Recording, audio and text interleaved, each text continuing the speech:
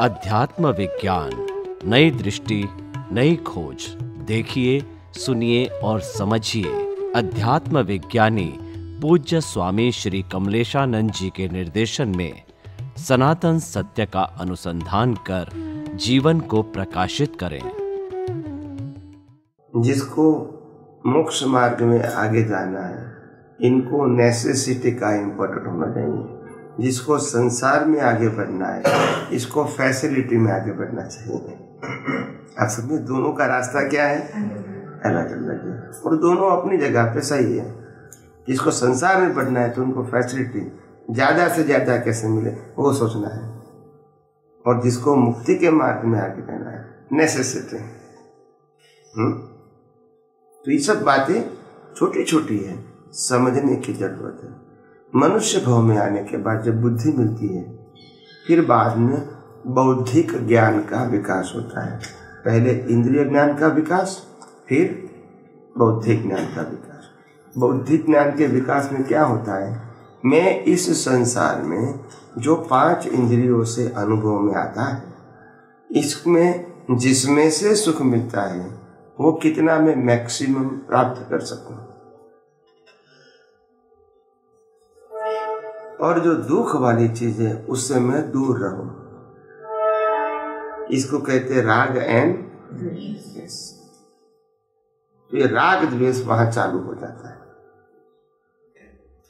तो इंद्रिय ज्ञान का विकास, उसके बाद बौद्धिक ज्ञान का विकास, प्राप्ति। बुद्धि ज्ञान का मतलब होता है प्राप्ति। फिर उन्होंने जो जो चीज में अपनी इंद्रिय ज्ञान से और बौद्धिक ज्ञान से सुख माना, वो समय समय पे मिलता रहा। एक समय ऐसा आया कि उसके बुद्धि से जो कुछ पुण्य चार्ज किया था, वो पुण्य के हिसाब से उनको सत्ता, संपत्ति, संबंध और साधन उनकी चॉइस के मुताबिक मिल गए। मिलने के बाद वो सोचता है, इतनी सारी चीजों में मैंने सुख माना था, मिल भी गया, मगर सुख नहीं मिला। फिर उसका टर्निंग पॉइंट आता है कि आखिर मैं जो सुख पाना चाहता हूँ ये इसमें है, कहाँ है वो नहीं मालूम, मगर इसमें नहीं है वो तो प्रूव हो गया मिलने के बाद में सोचता है कि जिनके पास सच्चा सुख क्या है, कहाँ है, कैसे प्राप्त कर सकते हैं, वो ज्ञान जिसके पास है, ऐसे ज्ञानी हमको प्राप्त हो गए। ऐसी भावना बट नेचर हो जाती है, क्योंकि सुख तो चाहिए ही। कॉमन क्वेश्चन क्या है, एवरीवन दे रिक्वायर हैप्पीनेस, वो तो कॉमन है। तो ये अनुभव करने के बाद मालूम हुआ कि जितने में सुख माना था सब मिल गया, फिर भी हैप्पीनेस नहीं। मैंने सोचा था कि भारत देश का मैं प्राइम मिनिस्टर बनूंगा तो बहुत मान सम्मान मिलेगा, ठीक है, और एक दिन में बन गया पुण्य से। फिर मालूम हुआ कि तो टेंशन ही है, न दिन को सो सकते हैं, न रात को सो सकते हैं, कुछ भी करो गालियां ही खाना। तो आएंगे तो मालूम होगा, पहले कैसे मालूम होगा। बाहर से तो सब कुछ अच्छा लगता है, तो ये समझने की बात है। कोई भी चीज की अनुभूति करते बाद में मालूम होता है कि इसमें तो कुछ नहीं है। तो बात समझनी है।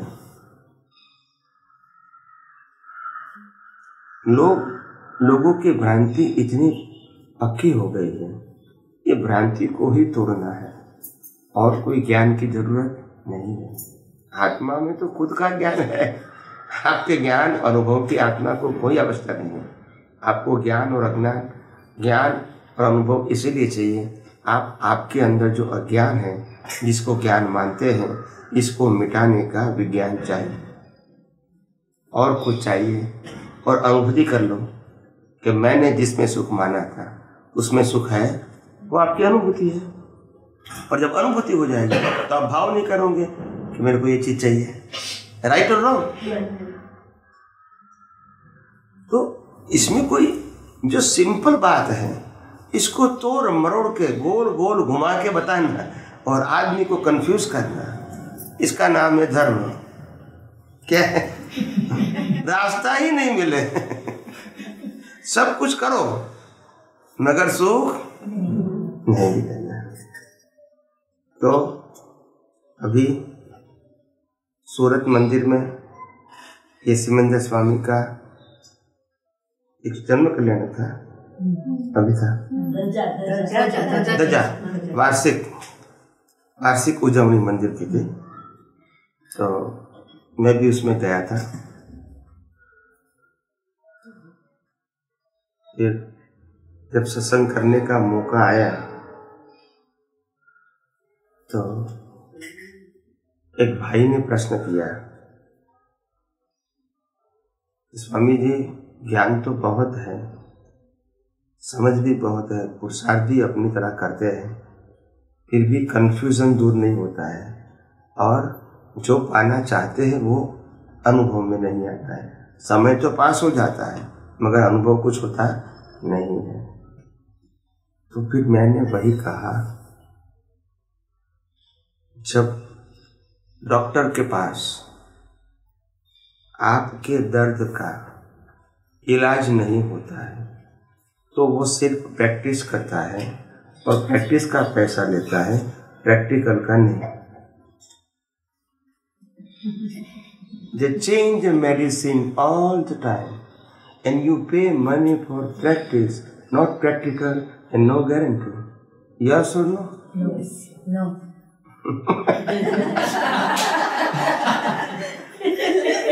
हर समय मैंने कहा, मैं पहली बार गया सत्संग में, किसी ने कहा तो मैं गया उनके साथ। फिर मैं बैठा तो नया नया था, तो लोगों ने पूछा पहली बार आया? मैंने बोला हाँ पहली बार यहाँ आया। तो फिर पहला ही प्रश्न पूछा, आपने ज्ञान लिया है? मैंने कहा हाँ। फिर दूसरा प्रश्न पूछा, आपने कहाँ से लिया है?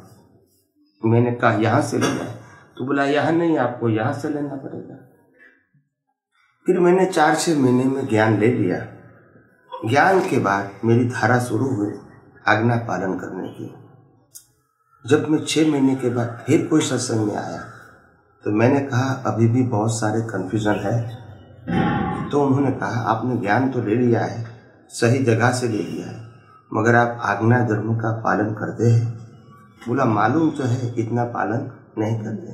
बोला आज्ञा धर्म का पालन करोगे तो सभी प्रश्नों का हल हो जाएगा। तो वो धीरे धीरे पालन करना शुरू करते एज पर हिज एबिलिटी, क्षमता के मुताबिक। फिर 6 महीने के बाद फिर सत्संग आया। बोला आज्ञा का तो पालन जितना हो सके इतना करता हूँ, फिर भी पजल दूर नहीं होता है। क्या नहीं होता है? बोला कोई बात नहीं, तुम सत्साधन करते हो? बोला वो तो मैं नहीं करता हूँ। अभी सत्साधन शुरू करो, चेंज द मेडिसिन। फिर 6 महीने के बाद सत्साधन करके आया। बोला सत्साधन भी करता हूँ और जितना हो गया इतना आज्ञा धर्म का पालन करता हूँ, फिर भी पजल है। कोई बात नहीं, आप सामायिक करते हो? नहीं करते। सामायिक शुरू कर दो, सब आपको दिख जाए गलती आपकी। कोई बेचारा सामायिक करता है, 6 महीने तक सामायिक कर किया, सब कुछ देखा, सॉल्यूशन नहीं मिला। फिर आया सत्संग में 6 महीने के बाद। बोला ये सब कुछ करता हूँ मैं, सामायिक भी करता हूँ, फिर भी पजल सॉल्व नहीं हुआ। बोला आप प्रतिक्रमण करते हैं? तो नहीं करता हूँ। तो प्रतिक्रमण शुरू कर दो अभी। फिर बेचारा वो प्रतिक्रमण शुरू करता है। ये follow as per the medicine, they have no choice. वो पेशेंट है तो पेशेंट के पास तो चॉइस नहीं होती है, डॉक्टर के पास होती है, पेशेंट के पास होती है। They follow. फिर वो बेचारा प्रतिक्रमण भी करता है, फिर भी आया। बोला मैं सामायिक करता हूँ, प्रतिक्रमण करता हूँ, सत्साधन करता हूँ, फिर भी पजल है। बोला आप कीर्तन भक्ति करते हैं? कीर्तन भक्ति में संसार विघ्न निवारक सब प्रश्न सोल्व हो जाएंगे। कीर्तन भक्ति बेचारा शुरू करता है। फिर 6 महीने के बाद आया। बोला अभी भी सॉल्यूशन नहीं हुआ। बोला आरती तो करना ही चाहिए, सिमंदर स्वामी लाइव गॉड, उसकी आरती करो, सब सोल्व हो जाएगा। ऐसे करते करते करते they change the medicine all the time and people are suffering but no solution. Yes or no? That's it. It is to be called a religion. It is to be called a format. इसको क्या कहते हैं? हर धर्म में होता है, अपनी अपनी तरीका होता है। तो ये फॉर्मेट है, साइंस नहीं है। साइंस बियॉन्ड फॉर्मेट है। क्या है? साइंस में डूअरशिप है ही नहीं। साइंस में इंपॉर्टेंट होता है विजन का। किसका होता है? एक्शन की कोई वैल्यू ही नहीं है। क्या नहीं है? एक्शन की वैल्यू। क्योंकि मन वचन काया की अवस्था मात्र कुदरती रचना है। तो फिर ये करो या ये करो, जब कुदरती रचना है, आपका पुरुषार्थ है ही नहीं, तो फिर ये बात करने से मतलब क्या है? आप समझे? तो साइंटिस्ट एक्शन की बात नहीं करेंगे। आप समझे? तो फिर वहां एक महात्मा ने प्रश्न कर लिया कि स्वामी जी, गलती होती है तो हमको प्रायश्चित तो करना ही पड़ेगा।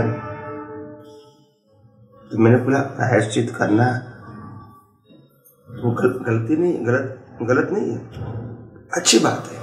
मगर आप प्रायश्चित करोगे तो दो बात स्वीकारनी पड़ेगी कि गलती मैंने किया है और माफी मैं मांगता हूँ। ये दोनों को डूअरशिप आपके पास होनी चाहिए। यस और नो? यस और नो? अगर ये डूअरशिप है तो आपके पास विज्ञान है या व्यवहार ज्ञान है? उसे सॉल्यूशन होगा। अगर मैंने गलती किया है, आप स्वीकार होंगे, देन यू आर डूअर। फिर मेरे को माफी मांगना है, देन यू आर डूअर। आप करता है तो कर सकते हैं, इसमें गलती नहीं है आपकी। आप गलती करने वाले हैं तो माफी मांगने वाले भी आप रहेंगे, मगर दोनों से अज्ञान बढ़ेगा और गलती माफ हो जाएगी। तो increase the ignorance. You understand? Science में क्या इंपॉर्टेंट है? साइंस में अज्ञान निकालना भी इंपॉर्टेंट है, और धर्म में पापों से बच के पुण्य के मार्ग में आके जाओ। दोनों का कॉन्सेप्ट क्या है? डिफरेंट है। गलत नहीं है, माफी मांगना वो गलती नहीं है, आप समझे? मगर माफी मांगना, अब देखो माफी मांगने का बेस क्या है? फियर। साइंटिस्ट को मालूम हो जाता है फियर। आप समझते? डर से माफी मांगते हैं, आप समझे? हर चीज में साइंस में जाओगे तो मालूम हो जाएगा क्यों करते हैं। डर है, पाप का डर है, भुगतान का डर है, तभी माफी मांगते हैं। तो कौन मांगेगा? मैंने लोगों को प्रश्न किया, राम, कृष्ण और महावीर, इनको इतनी सारी दिक्कतें आई कि नहीं? हमारे से कई गुना ज्यादा। यस और नो? तो क्यों आई? इतने सारे प्रॉब्लम, पजल, सफरिंग क्यों आए? What is the reason behind? क्या रीजन है? बोलिए। इनको इतना सारा सफरिंग हुआ, वनवास जाना पड़ा, उनके धर्म पत्नी ले गए, युद्ध करना पड़ेगा, ठीक है, इतनी हिंसा करनी पड़ेगी। कृष्ण भगवान का जन्म जेल में हुआ, फिर दूसरे माता पिता घर पे वो बड़े हुए, दुर्योधन इसको इंसल्ट करे, कलर काला, जिसके साथ प्रेम उसके साथ शादी नहीं समझ में आया। कितना प्रॉब्लम। आप समझो, as a common man you try to understand the fact. वो भी तो इंसान थे ना, तो हमको लगेगा उसको नहीं लगेगा, वो भी ह्यूमन है ना। अब समझे? तो इतने सारे पजल, महावीर को भी दीक्षा लेने की मना कर दिया बड़े भाई भाभी ने। फिर जंगल में गए 42 ईयर्स। कितने? 42 ईयर्स जंगल में रहना, ये कोई छोटी बात है? ये साधारण बात है? आप सोचो, जरा सोचो, कितने कितने पजल आए होंगे। यह सुनो, कोई भी ऐसा कॉमन मैन की बात करता हूं मैं। कान में खिल लग गए, गोसालक ने जो तेजुलस्या का ज्ञान भगवान ने दिया था वही उनके ऊपर प्रयोग किया, तो दिक्कत तो आएगी ना, नहीं आएगी? तो ये उनको इतना, ऐसे 3 महान पुरुषों को अपने जीवन में इसी प्रकार का सफरिंग क्यों आया? Why? If they are great, they are ज्ञानी, पिछला साथ में लेके चले नहीं, पिछले जन्म का कर्म तो बाकी, पिछले जन्म का कर्म का ये हम इतना आसानी से बोल जाते हैं कि पिछले अवतार के कर्मों का फल है, मगर हमको ये भी मालूम होना चाहिए पिछले अवतार में भी उसके पास प्रायश्चित का ज्ञान तो होगा ही, हाँ या ना? तो फिर प्रयोग क्यों नहीं किया? अज्ञानी थे तब वो सब क्या नहीं थे। अगले अवतार में अज्ञानी सिचुएशन उनके पास अज्ञानी से चलते गए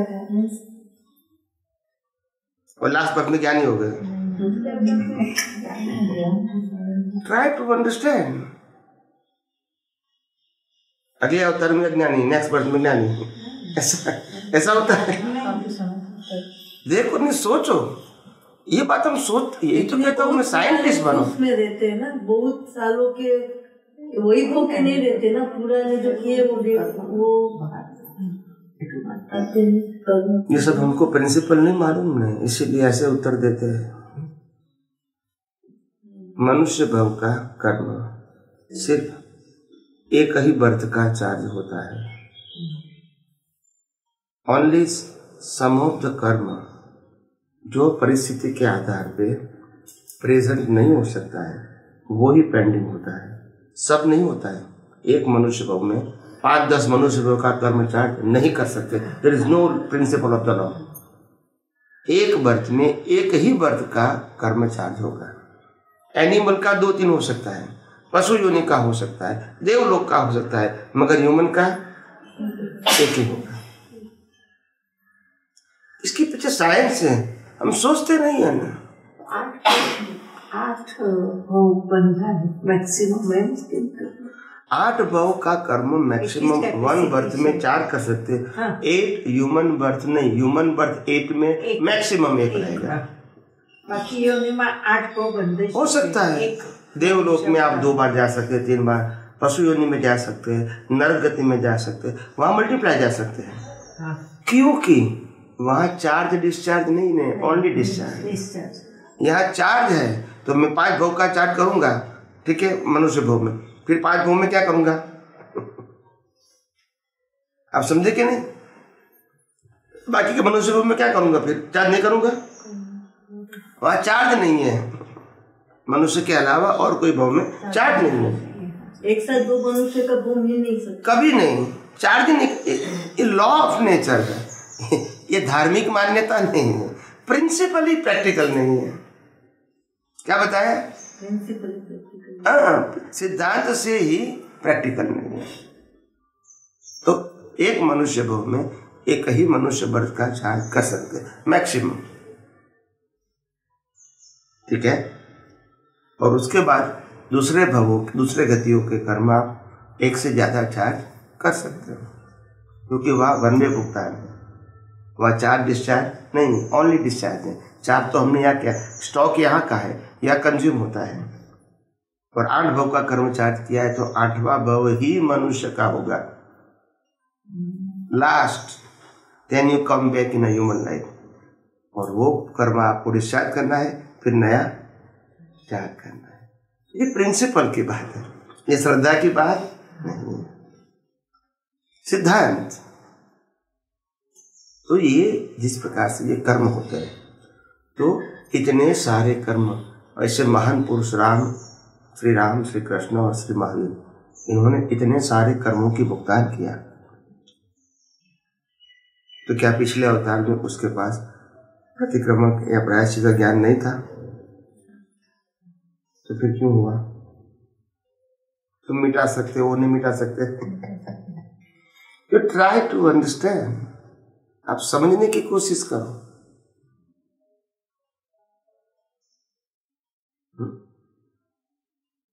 उन्होंने समर्थ पुरुष कभी जो हो गया है उसके लिए सोचते नहीं। They never think about the past. They always try to live in a present and think about the only future, not past. जो होना है, जो हो गया है, हम भुगतान करने के लिए तैयार हैं, मगर उसका इम्पोर्टेंट क्या है? मैं अज्ञान को मिटाऊंगा।